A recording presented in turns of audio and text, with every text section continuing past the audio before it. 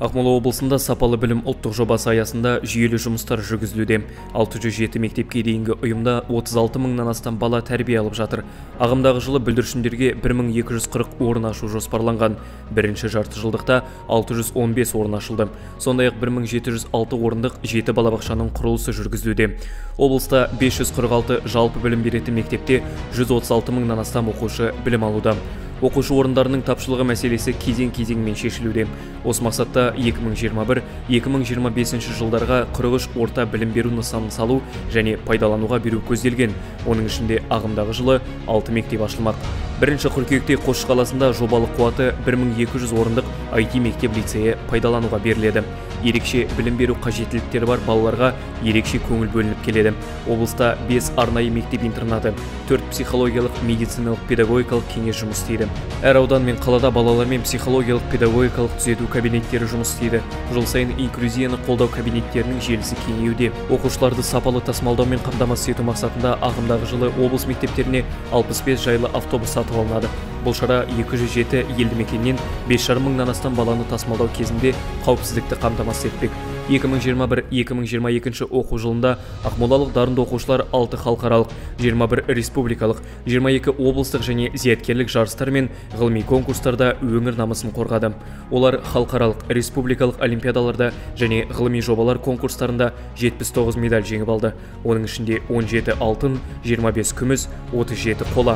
Республикалық олимпиадалар мен конкурстарда ерекше жетістіктері үшін Ақмола облысының жас дарындары Шоқан Уәлиханов атындағы Көкшетау университетінің, Мұхтар Әуезов атындағы Оңтүстік Қазақстан университетінің, Сәрсен Аманжолов атындағы Шығыс Қазақстан университетінің, Қазақстан Британ техникалық университетінің 6 білім грантын жеңіп алды.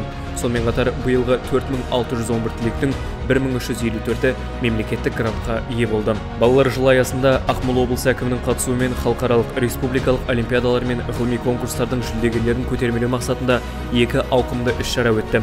Сұңқар сауықтыру кешенінде өткен кездесуде жеңімпаздарға 50 мың, 80 мың, 100 мың теңге мөлшерінде ақшалай сыйлықтар және 1 мың балаға жазғы лагерге жолдама табысталды.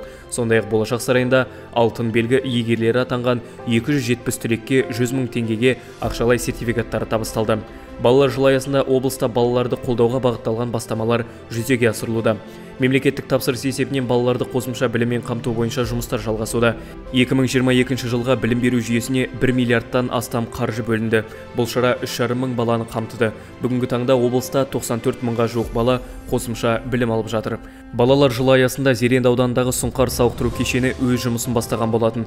Ағымдағы жылы лагерде 7 ауысымға аз қамтылған көп балалы отбасылардан шыққан балалар және халықаралық, республикалық олимпиадалар мен ғылыми конкурстардың жүлдегерлері қатысты. Барлығы 1400 бала демалып, сауығып қайтты. Оқушылардың білім сапасы педагогтардың кәсіби деңгейіне тікелей байланысты. Бүгінгі таңда жаңа жүйе бойынша 9876 педагог аттестатталды. Бұл 62,2% құрайды. Облыста 21 мыңнан астам студент білім алып жатқан 32 колледж жұмыс істейді. Оның 17 мыңнан астамы тегін оқиды. Колледждерде кадрлар даярлау 97 мамандық және 165 біліктілік бойынша жүргізіледі. 450-ден астам кәсіпорынмен ынтымақтастық жолға қойылған. Студенттерді дуальды оқытумен қамтуды ұлғайту бойынша жұмыс жалғасуда. Бүгінде бұл технология 4 мыңға жоқ студент үшін 29 колледжде енгізілген. Жас маман жобасына облыстың 11 колледжі қатысуда. Халықаралық стандарттарды жаңғырту және енгізу нәтижесінде жас маман жобасына қатысушы колледждер базасында 19 құзыреттілік орталық ашылды. Бұл колледждер материалдық техникалық базаны жарақтандыру деңгейі жеткіліксіз колледждер үшін өндірістік оқыту мен кәсіптік практиканы өткізу базаларымен айқындалған. Бұл педагогтер мен студенттердің ұтқырлығын қамтамасыз етуге мүмкіндік береді. Ақмола облысы WorldSkills қозғалысына белсене қатысады және республика бойынша көш бастаған үштікке кіреді. 2022 жылы 350-ден астам қатысушы 66 құзыреттілік бойынша бәсекеге түсіп, өз дағдыларын жетілдірді.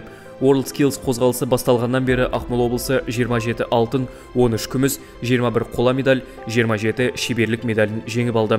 Педагогикалық жұмыстағы шешуші нәрсе ең жақсы оқыту әдістерін таба білуде деп Ыбырай Алтынсарин айтпақшы, балаға сапалы білім беру үшін жан-жақты жағдай жасау басты мақсат.